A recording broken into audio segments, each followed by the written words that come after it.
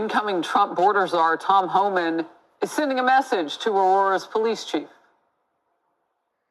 I just saw your piece on the chief of police standing up and talking about this issue.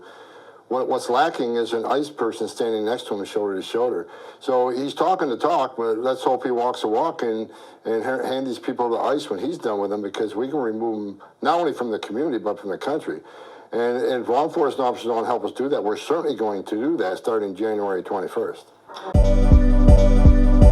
15 suspected Tren de Aragua members were arrested after a violent home invasion in Aurora, Colorado, where cops say 2 victims were kidnapped, bound, one of them stabbed. It happened at the same apartment complex, remember that one, where this armed takeover happened this summer back in August. One Aurora councilwoman has been speaking out from the beginning. I am tired of this being portrayed as just another gang in Aurora. This is so heinous. This is a whole different level, and I am tired of it. I've been called a liar. I've been told this was in my imagination. This has been downplayed, and people are suffering, and I will not be silenced on this issue. Well, that woman in that soundbite, Danielle Jurinsky, joins us right now from Aurora. Danielle, good morning to you. Good morning. I don't get it. They called, when you were talking about simply things that had happened, they called you essentially delusional. She's a liar. It's all your imagination. You're not a liar. You're a truth teller. And it was not your imagination.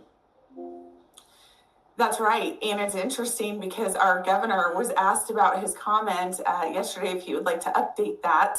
And he really had nothing to say about this.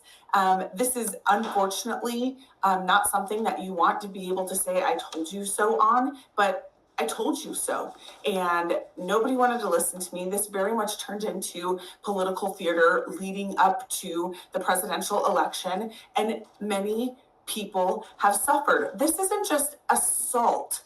This isn't just fist fights. This is absolute torture, what some of these people have been going through. And once the Americans were moved out of the complex, this is the most vulnerable population left. These are other migrants who some of them don't even really realize where they are. They were simply dropped off in the middle of the night in some cases. Right. And some of the torture regarding this home invasion, this most recent one there, one of the people had their fingernails pulled out. I mean, it's absolutely barbaric.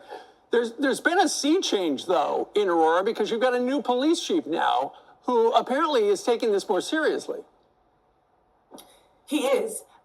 He led a strong press conference yesterday. The police response to these 2 victims was huge.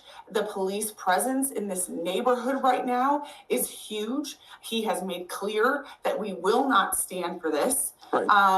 It is a new day in the Aurora Police Chief's office. Yeah, and Danielle, before you go, who is it who has wanted you to essentially be quiet? Well, it's somewhere between the Aurora mayor, the Denver mayor, the governor of Colorado, and I think local liberal media.